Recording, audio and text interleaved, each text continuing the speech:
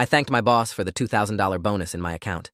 He shut his office door, sat down slowly, and said, "That bonus was $95,000. Someone's been skimming your payroll. For months."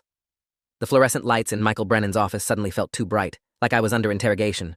I'd walked in here at 3:45 p.m. on a Friday afternoon, expecting a quick thank you and have a good weekend conversation. Instead, my boss, the regional director of operations for TechFlow Solutions, was looking at me with an expression I'd never seen before. Not anger, not disappointment, something worse. Pity mixed with barely controlled rage. His hand was still on the mouse, frozen over whatever he'd been looking at on his computer screen. The door click behind me sounded too loud, too final, like a cell door locking. I laughed. Actually laughed. Because what else do you do when someone tells you something so absurd your brain can't process it? What? No, the bonus was $2,000. I saw it in my account this morning. I came to thank you for it. My voice sounded strange to my own ears, too high, too defensive. Michael didn't smile. He turned his monitor toward me. The screen showed a payroll summary with my name at the top, employee ID 4729, hire date January 2019. The bonus line read, Performance Bonus, Q1 2024, $95,000. Approved by M. Brennan. Processed March 28, 2024. Net deposit after taxes, $61,340. My stomach dropped through the floor. I'd received $1,287. After taxes, that tracked with a $2,000 bonus, not a $95,000 one. The numbers on Michael's screen blurred and refocused. I reached out to steady myself against his desk. That's not possible. I only got $2,000. Check my bank account. I can show you right now. I was already pulling out my phone, fingers shaking as I opened my banking app. The deposit from TechFlow payroll, dated March 28th, showed exactly $1,287. I turned my phone toward Michael. He glanced at it, then back to his screen. "I know what you received," Michael said quietly. "That's the problem. You should have received $61,000. Someone intercepted the difference. Someone with access to our payroll system has been routing portions of your compensation to another account." He pulled up another window, this one showing a transaction log I couldn't fully understand. "I only discovered this 2 hours ago when I was reviewing our quarterly financials. Your bonus was approved at $95,000 because you single-handedly saved the Meridian contract. You know what that account is worth to us? $8 million annually. You deserved every penny of that bonus." He paused, his jaw tight. "But $93,000 never reached you. It went somewhere else." I'd been working as a senior solutions architect at TechFlow Solutions for 5 years, ever since I'd graduated with my master's in computer science from Georgia Tech. TechFlow was a mid-sized IT consulting firm based in Atlanta, about 400 employees, specializing in enterprise software implementation for manufacturing companies. The work was demanding but rewarding, and I'd built a reputation as the guy who could rescue failing projects. The Meridian manufacturing account had been a disaster when I inherited it last November. Their previous architect had quit mid-implementation, leaving behind spaghetti code and angry clients. I'd spent 4 months working 70-hour weeks, rebuilding their entire inventory management system from scratch, training their staff, and turning what should have been a lawsuit into a glowing testimonial. When I saw the $2,000 bonus hit my account on Friday morning, I'd been grateful, but not surprised. Our company did quarterly performance bonuses, and I'd received similar amounts before. $2,000 felt appropriate for a good quarter. I'd texted my girlfriend Alicia that we could splurge on that weekend trip to Savannah she'd been wanting. I'd stopped by Michael's office specifically to thank him, because that's what you do. You show gratitude. Now Michael was telling me I should have received nearly 50 times that amount, and my gratitude felt like evidence of how badly I'd been robbed. "Who has access to payroll?" I asked, my voice steadier now. The initial shock was giving way to something colder, harder. Someone had stolen from me. Someone I worked with, someone I probably saw every day, had been stealing my money. Michael stood up, walked to his window overlooking the parking lot. "That's what we need to figure out. Officially, only 3 people have full payroll access. Dorothy in HR, Gerald in accounting, and me. But there are also system administrators who maintain the software, contractors who handle IT support, and various people with partial access for different functions." He turned back to face me. "I've already put in a call to our CFO. He's bringing in a forensic accountant. We're also going to need to involve law enforcement." The word law enforcement made everything feel suddenly, terribly real. This wasn't just a mistake or a glitch. This was theft. This was fraud. This was someone deliberately, systematically stealing from me. My hands were shaking again. I sat down in the chair across from Michael's desk without being invited. "How long has this been happening?" "You said months." Michael's expression darkened. "I don't know yet. The bonus is what caught my attention, because the amount was large enough to create a discrepancy I noticed during my quarterly review. But if someone has been skimming your regular paycheck, bonuses, raises, it could have been going on since you started here." He pulled up another document. "Your base salary is $98,000, but if I'm seeing what I think I'm seeing, you might have been receiving payments based on a lower amount." I pulled up my pay stubs on my phone, something I rarely looked at because I had direct deposit and generally just checked my account balance. The most recent stub from March 15th showed my gross pay as $3,769.23 for the 2-week period. I did the math quickly in my head. 26 pay periods per year times $3,769 equals roughly $98,000 annually. That tracked with my salary. My regular paychecks look normal, I said, showing Michael the stub. He frowned, zoomed in on the numbers. Maybe they only hit the bonuses, or maybe the skimming is more sophisticated than I thought. He picked up his office phone, dialed an extension. Dorothy, it's Michael. I need you to pull every payment record for employee 4729 going back to his hire date. Every paycheck, every bonus, every reimbursement. Yes, immediately. No, I can't explain right now. Just do it. Dorothy Nguyen had been TechFlow's HR director for 8 years, longer than I'd been with the company. She was efficient, professional, and had always been pleasant in our limited interactions. The thought that she might be the one stealing from me made my skin crawl. But Michael had said 3 people had access: Dorothy, Gerald Foster from accounting, and Michael himself. I trusted Michael. He was the one who'd discovered the theft. That left Dorothy or Gerald. Or someone else entirely, someone with system access I didn't know about. The paranoia was already starting, that creeping suspicion that made everyone around me feel potentially guilty. Michael hung up the phone. She's pulling the records now. While we wait, I need to ask you something, and I need you to be completely honest with me. His tone made me nervous. Have you shared your employee login credentials with anyone? Given anyone access to your employee portal? I shook my head. No. Why would I? Michael shrugged. Identity theft, phishing scams, sometimes employees get tricked into giving up their passwords. If someone had your login, they could potentially have altered your direct deposit information without you knowing. That thought hadn't occurred to me, and it opened up terrifying new possibilities. What if this wasn't an inside job? What if my identity had been compromised more broadly? Over the next 3 hours, Michael's office became a war room. Dorothy arrived with printed payroll records, her expression confused and concerned. Gerald joined us 20 minutes later, summoned by Michael's increasingly terse phone calls. The CFO, Thomas Whitmore, drove in from his home in Buckhead, arriving at 6:30 p.m. with a laptop and a grim expression. We spread documents across Michael's conference table, comparing what the company had paid out versus what I'd actually received. The picture that emerged was worse than I'd imagined. The bonus theft was just the tip of the iceberg. Gerald, a meticulous man in his early 60s who'd been with TechFlow for 12 years, pulled up historical payment data and walked us through what he was seeing. Your salary was increased to $98,000 in January 2023, he said, pointing to an approval form with Michael's signature. But looking at your actual deposits, you've been receiving payments consistent with an $82,000 salary. He turned his laptop toward me. The numbers were there in black and white. Every paycheck, I'd been shorted roughly $600. 26 pay periods per year, that was $15,600 annually stolen from my regular salary alone. For 15 months, that totaled $19,500. Then there were the bonuses. I'd received 4 quarterly performance bonuses since my raise, each one showing as $2,000 in my account. But Gerald showed me the approved amounts. $12,000 for Q2 2023, $18,000 for Q3 2023, $8,500 for Q4 2023, and the recent $95,000 for Q1 2024. I should have received $133,500 in bonuses. I'd received $8,000. Someone had stolen $125,500 from my bonuses. Combined with the salary skimming, the total theft over 15 months was approximately $145,000. I felt sick. That was more than an entire year's salary. That was money I could have used for a down payment on a house, for paying off my student loans, for building an actual financial future instead of living paycheck to paycheck like I'd been doing. How is this even possible? I asked, my voice rough. Don't we have controls? Don't bonuses get verified? Thomas, the CFO, had been silent up to this point, but now he spoke with barely controlled anger. We have controls. Bonuses over $10,000 require dual approval, mine and the department heads. I signed off on your $95,000 bonus personally. He pulled up an email dated March 22nd showing his electronic approval. The payment was processed correctly on our end. The issue is what happened after it entered the payroll system.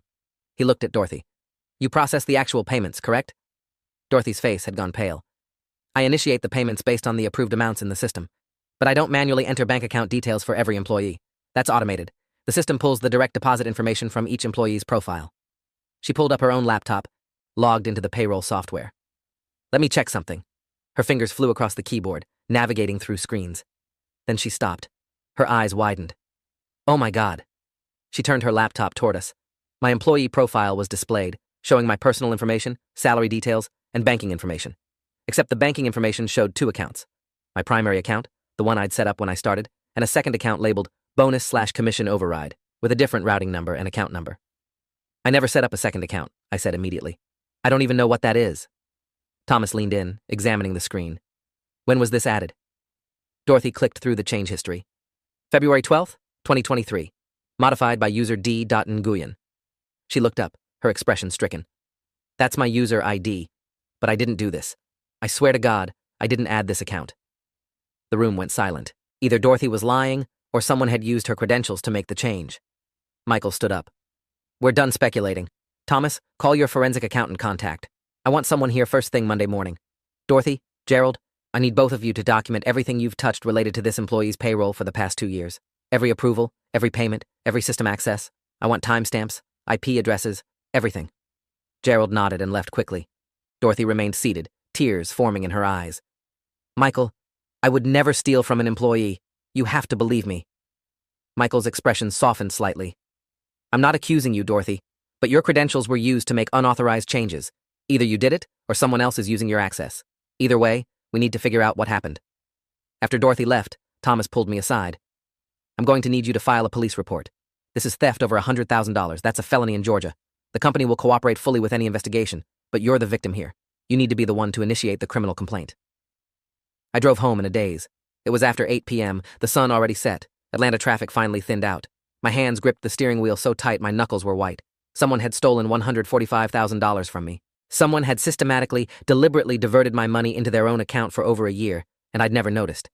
I'd been grateful for the scraps they left me, thanking my boss for a $2,000 bonus when I should have received $95,000. The humiliation burned almost as hot as the anger. How had I not noticed? How had I been so oblivious? The answer was uncomfortable. I'd trusted the system. I trusted that when my paycheck hit my account, it was the right amount.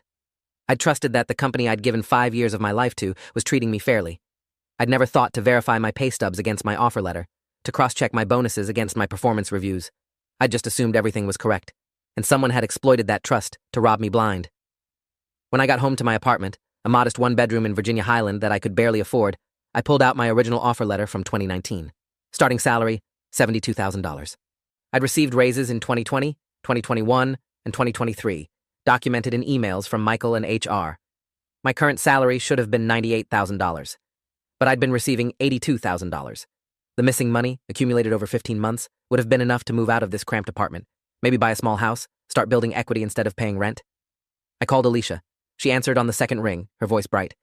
Hey, are you still at work? I was thinking we could grab dinner at that Thai place you like. I couldn't even respond for a moment. The words stuck in my throat. Babe, what's wrong? Her tone shifted immediately to concern. I told her everything. The bonus that should have been $95,000. The salary I'd been shorted for over a year. The stolen $145,000. She was silent for a long moment, then said something I wasn't expecting. I knew something was wrong. My heart skipped. What do you mean? Alicia took a breath. Last year, when you got that promotion and the raise, you said you'd finally be making 6 figures. But your lifestyle didn't change. You were still stressed about money, still worrying about student loans, still driving that 15-year-old Camry. I thought maybe the raise wasn't as much as you thought, or maybe you were saving aggressively, but it didn't make sense. You should have had more breathing room financially. She was right. After my raise to $98,000 in January 2023, I should have been comfortable. Not wealthy, but stable. Instead, I'd been scraping by, stressed about every unexpected expense, unable to save more than a few $100s per month. I'd thought I was bad at budgeting, bad with money. Turns out I'd been fine. Someone else had been taking my money before I ever saw it. I filed the police report on Saturday morning at the Atlanta Police Department's White-Collar Crimes Division. The detective who took my statement was Veronica Albright, 22 years on the force, specializing in financial crimes and fraud. She was in her late 40s, sharp-eyed, with the kind of intense focus that made me feel like she was cataloging every detail. I walked her through the timeline, showing her the payroll documents Thomas had emailed me, my bank statements, the screenshots of the fraudulent account added to my employee profile. Detective Albright took notes in a worn leather notebook, occasionally asking clarifying questions. So, this secondary account, she said, tapping her pen against the page. The one labeled bonus/commission override. Do you have any information about where it actually leads? Bank name, account holder? I shook my head. The company's CFO is working with a forensic accountant to trace it. They said they'd have more information by Monday. Albright nodded. Good. I'll coordinate with them. But I need you to understand something. This is going to take time. Financial fraud investigations, especially ones involving internal corporate systems, can take months to untangle. We need to build a case that proves not just that money was stolen, but who stole it and how. That requires documentation, expert testimony, digital forensics. Months. The word settled over me like a weight. I'd been robbed of $145,000, and justice would take months. In the meantime, what? I kept working at TechFlow, knowing someone there was a thief. I kept showing up to the office, making small talk with people who might have stolen from me. Albright must have seen something in my expression because she softened slightly. I know it's frustrating, but the good news is, whoever did this left a digital trail. Bank accounts, system access logs, timestamps. Financial crimes are actually easier to prosecute than a lot of other cases because money leaves tracks. We'll find them. The forensic accountant arrived at TechFlow's office Monday morning at 9 a.m. sharp. Her name was Patricia Liu, CPA, CFE, 20 years experience in fraud examination and forensic accounting. She set up in one of the conference rooms with 3 laptops, a printer, and what looked like a portable server. Thomas introduced me to her before her first meeting with the executive team. Ms. Liu is one of the best in the Southeast, he said. If there's evidence of fraud in our systems, she'll find it. Patricia shook my hand with a firm, professional grip. I'm sorry this happened to you. I've reviewed the preliminary documents. This was sophisticated. Whoever did this knew exactly how your payroll system works and exploited a weakness in your direct deposit override protocols. Over the next 3 days, Patricia essentially took over TechFlow's accounting department. She interviewed Dorothy, Gerald, and every other employee with any level of payroll system access. She pulled system logs going back 2 years, tracking every login, every change, every transaction. She requested bank statements from the company, from me, and subpoenaed records from the bank where the fraudulent account was held. I tried to work, tried to focus on my projects, but I was useless. I kept checking my phone for updates, kept refreshing my email, kept looking around the office wondering which of my coworkers was a thief. On Wednesday afternoon, Patricia called an emergency meeting. Present were me, Michael, Thomas, Dorothy, Gerald, and TechFlow's attorney, Richard Knowles, who'd been brought in to advise on the legal implications. Patricia stood at the head of the conference table with her laptop open. I've traced the fraudulent account, she said without preamble. The bonus/commission override account that was added to the employee's profile in February 2023 belongs to a Coastal Bank checking account opened in January 2023. The account is registered to a Veronica Albright. My brain short-circuited. What? No, that's the detective investigating this case. Patricia held up a hand. Different person. There are 127 Veronica Albrights in Georgia, according to public records. This particular Veronica Albright is actually an alias. The social security number used to open the account is fake. The address is a UPS store in Marietta. But the account has received $145,873.29 in deposits over the past 15 months, all from TechFlow Solutions payroll, all corresponding to the amounts that should have gone to you. She pulled up a bank statement showing the deposits. My bonuses, my salary, my money, flowing into a ghost account under a fake name. Who opened the account? Thomas demanded. Patricia clicked to another screen. The account was opened online using forged identity documents. The bank's fraud department is cooperating with Detective Albright's investigation. They've provided the IP address used to open the account and conduct transactions. That IP address belongs to a residential internet connection in Decatur, Georgia. She paused for effect. The same address where Dorothy Nguyen lives. The room exploded. Dorothy stood up so fast her chair fell backward. That's insane. I didn't do this. Someone must have hacked my internet, my computer, something. I would never steal from anyone. Michael held up his hands. Dorothy, sit down. Let Patricia finish. Dorothy sat, her face flushed, tears streaming down her face. Patricia continued, her voice neutral and professional. The IP address alone isn't conclusive.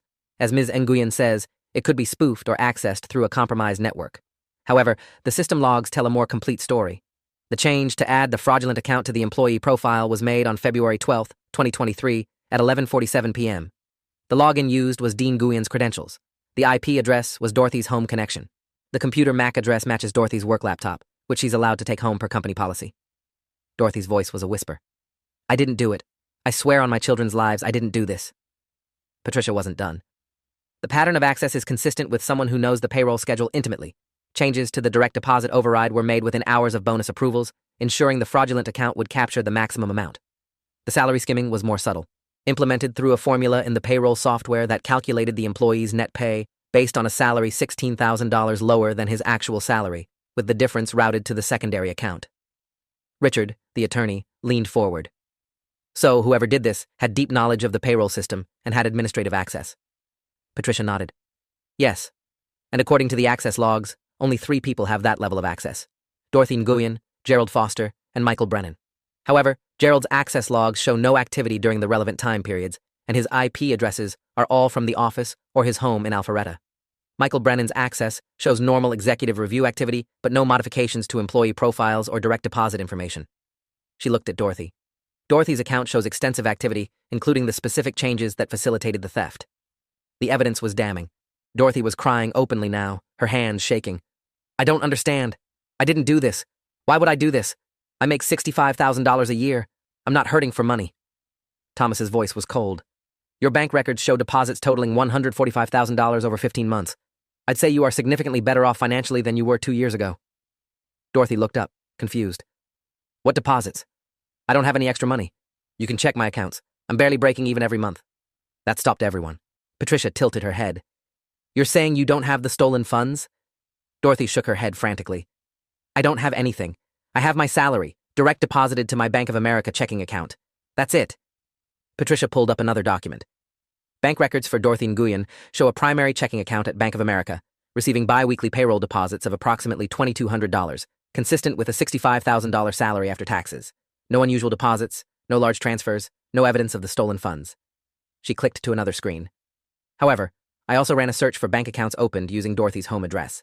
In addition to her Bank of America account, there's the Coastal Bank account under the alias Veronica Albright, and a third account at SunTrust opened in February 2023 under Dorothy's actual name, but with a slightly different social security number, a single-digit transposition. The room went silent. Thomas spoke first. Someone opened a bank account in Dorothy's name? Patricia nodded. Using her home address, a fake SSN, and forged identity documents. That account has received wire transfers totaling $82,000 from the Coastal Bank account, the one receiving the stolen payroll funds. So the money trail goes, TechFlow payroll to Coastal Bank alias account, then to SunTrust account in Dorothy's name, then withdrawn in cash over time. She looked at Dorothy. Have you been making large cash withdrawals recently? Dorothy shook her head, looking utterly lost. I don't even have a SunTrust account. I've only banked with Bank of America for 15 years. Michael's expression had shifted from anger to confusion. So either Dorothy is an incredibly sophisticated criminal who's pretending not to know about these accounts, or someone is setting her up. Patricia pulled off her glasses, rubbed her eyes. That's what I thought initially. But then I looked deeper. The SunTrust account's debit card has been used at several locations in the Decatur area. Gas stations, grocery stores, restaurants. I pulled surveillance footage from 3 of those locations through cooperation with Detective Albright's investigation. She turned her laptop toward us, played a video. The footage showed someone using an ATM, withdrawing cash. The person was wearing a baseball cap and sunglasses, but the build and posture looked wrong for Dorothy. Too tall, too masculine. Patricia paused the video, zoomed in. This is from March 15th at a Shell station in Decatur. Cash withdrawal of $800 from the SunTrust account. Notice the height against the ATM. This person is approximately 5'10". Dorothy is 5'4". She played another video. This is from April 3rd at a Kroger. $400 withdrawal. Same height discrepancy. A third video. April 22nd, Texaco. $600. In this one, you can see the person's hand. Male, based on hand size and shape. Wedding ring on the left hand. Dorothy's eyes widened. Is that Frank? Her voice was barely audible. Patricia didn't answer, just played a fourth video, this one from a restaurant parking lot. The person getting into a car, removing the baseball cap for just a moment. The face was partially obscured, but visible enough. Frank Nguyen, Dorothy's husband. Dorothy made a sound like she'd been punched. No, Frank wouldn't. He's my husband. We've been married for 19 years. He wouldn't steal from my company. He wouldn't frame me. Thomas's voice was hard. Where does Frank work? Dorothy's voice was mechanical, shock setting in. He's a software engineer, works for DataCore Solutions, makes $90,000 a year. Patricia pulled up another document. Frank Nguyen was laid off from DataCore in November 2022. According to unemployment records, he collected benefits through April 2023, then went off the rolls. No record of employment since. Dorothy's face went white. That's not possible. He goes to work every morning. He comes home every evening. He complains about his projects, his co-workers. He's been working. Michael closed his eyes. Dorothy, when did you tell Frank about your payroll system access? Dorothy looked at him, tears streaming down her face. He helped me set up my work laptop at home in 2020 during COVID. He's good with computers. He showed me how to use the VPN, how to access the system remotely. Patricia made a note.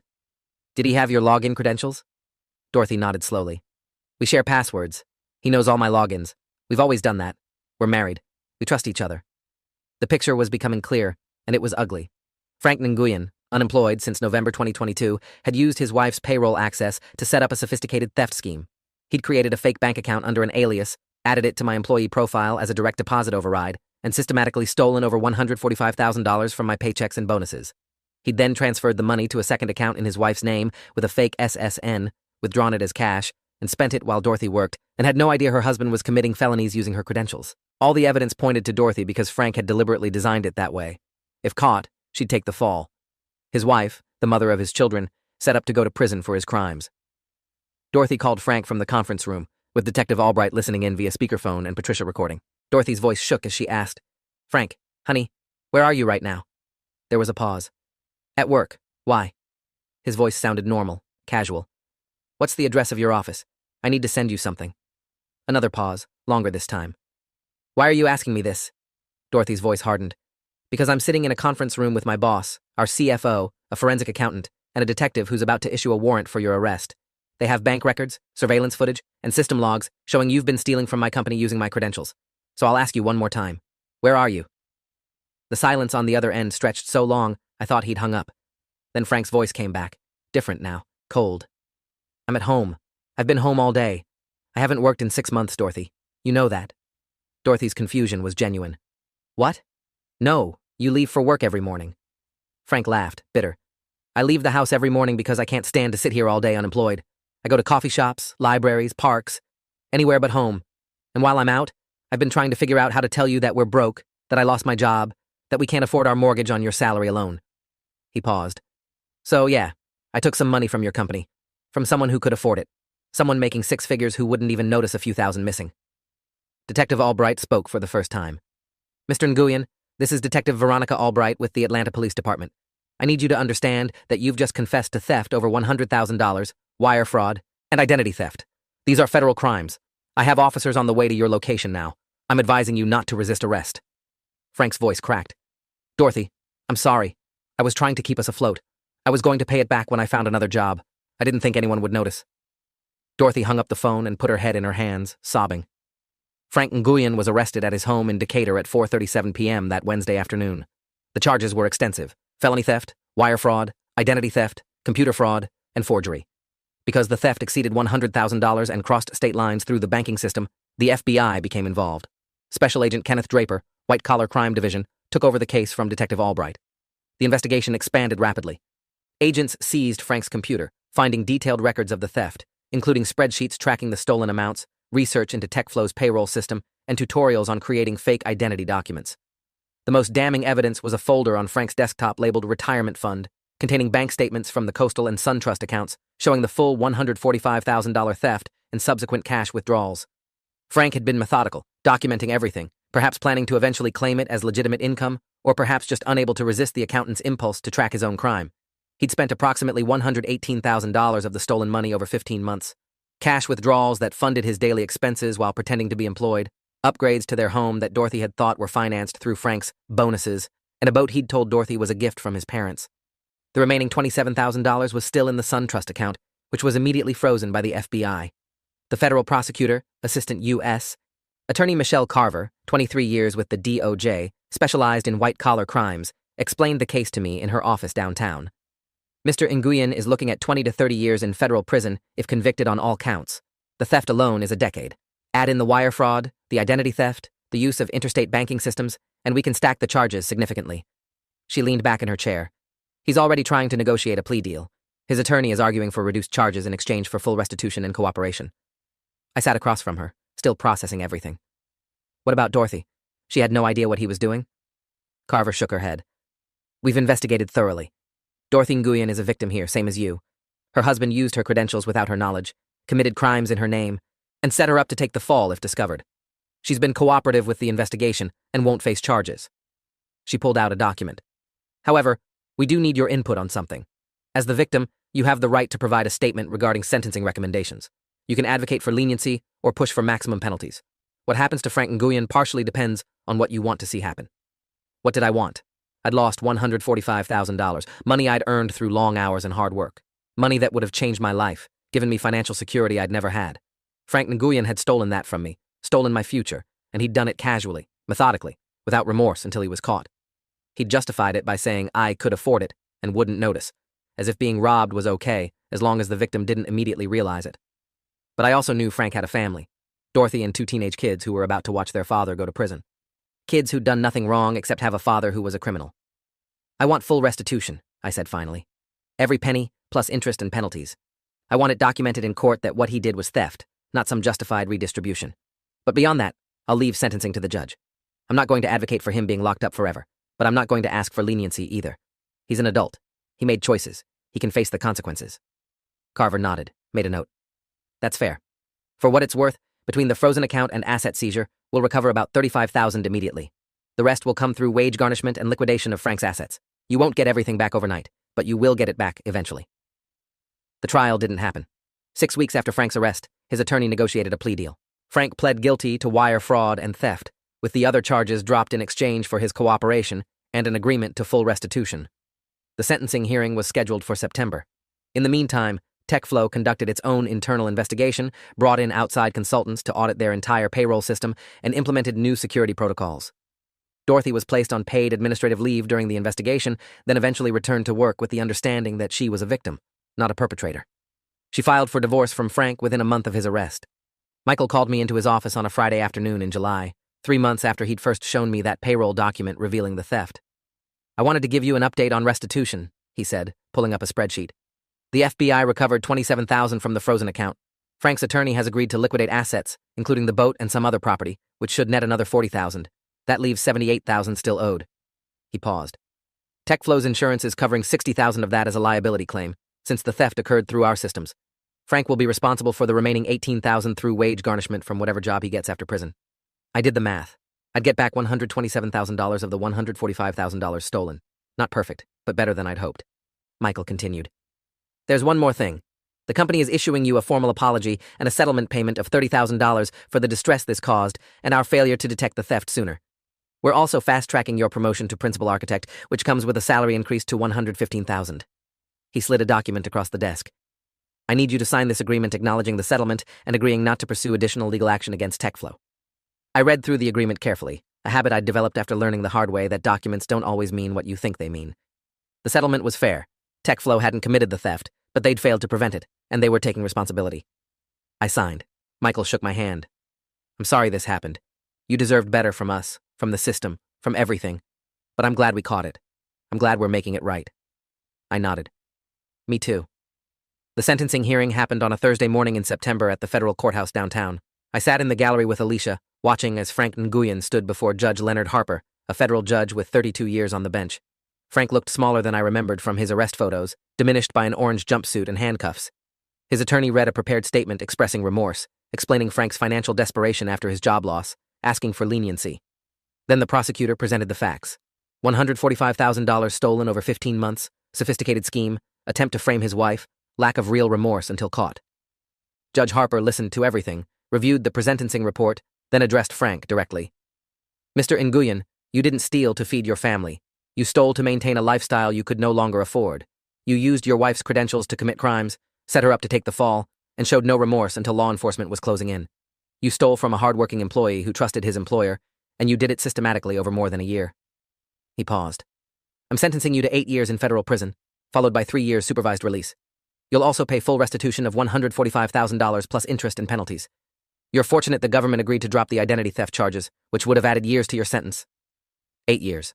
Frank would be 56 when he got out, his kids grown, his marriage destroyed, his career gone. I felt no satisfaction in watching him led away by federal marshals, just a hollow sense that justice had been done, but nothing had really been fixed. The money would come back eventually, but the 15 months of financial stress I'd endured, the opportunities I'd missed, the trust I'd lost in systems and people, none of that could be restored through restitution and prison time. Outside the courthouse, Alicia took my hand. "How do you feel?" I thought about that. Relieved, angry, tired, all of it. She squeezed my hand. "You did the right thing. You reported it, you cooperated with the investigation, you didn't let him get away with it." I nodded. I keep thinking about what would have happened if Michael hadn't noticed the bonus discrepancy. How much more could Frank have stolen? How long before I noticed? Alicia leaned her head against my shoulder. "But he did notice, and you did find out. And now it's over." 3 months later, I bought a house. Not a mansion, just a modest 3-bedroom in Brookhaven with a small yard and a mortgage I could actually afford with my new salary. The down payment came from the insurance recovery and TechFlow's settlement. I moved in on a Saturday with help from friends, including some co-workers who'd stood by me through the investigation. Michael came by with a bottle of bourbon and a housewarming gift, a framed print that said, "Trust but verify" in elaborate calligraphy. I hung it in my home office, a reminder of the most expensive lesson I'd ever learned. I still work at TechFlow. Still do the same job, now with a better title and better pay. Dorothy eventually left the company, unable to handle the stigma of being associated with the theft, even though she was a victim. We had coffee once, a few months after Frank's sentencing, and she apologized for what her husband had done. I told her she had nothing to apologize for. She'd been betrayed worse than I had, by someone who was supposed to protect her. Last I heard, she'd moved to North Carolina to be closer to her sister, started over somewhere nobody knew her story. I check my pay stubs now, every single one. I verify the amounts against my salary, cross-reference my bonuses against approval emails, monitor my bank accounts obsessively. Alicia says I've become paranoid about money. Maybe I have. But I've also become someone who doesn't just trust that systems work correctly or that people are honest. Trust, but verify. Ronald Reagan said it about Soviet nuclear disarmament, but it applies just as well to payroll, to banking, to everything where your security depends on someone else doing their job correctly. The final restitution payment came through last month, $18,000 from Frank's wage garnishment, transferred from whatever job he found after being released on parole. It's been 5 years since he stole from me. 5 years of waiting, of watching the slow machinery of justice grind toward restitution. The total I've recovered, including insurance and TechFlow's settlement, is $175,000, which is more than the original $145,000 stolen, once you factor in interest and penalties. I put it into index funds and a retirement account, building the future Frank tried to steal from me. Sometimes I wonder what Frank's thinking now, living in a halfway house in suburban Atlanta, working some low-level tech support job, sending $1,800 a month to me as restitution. Does he regret it?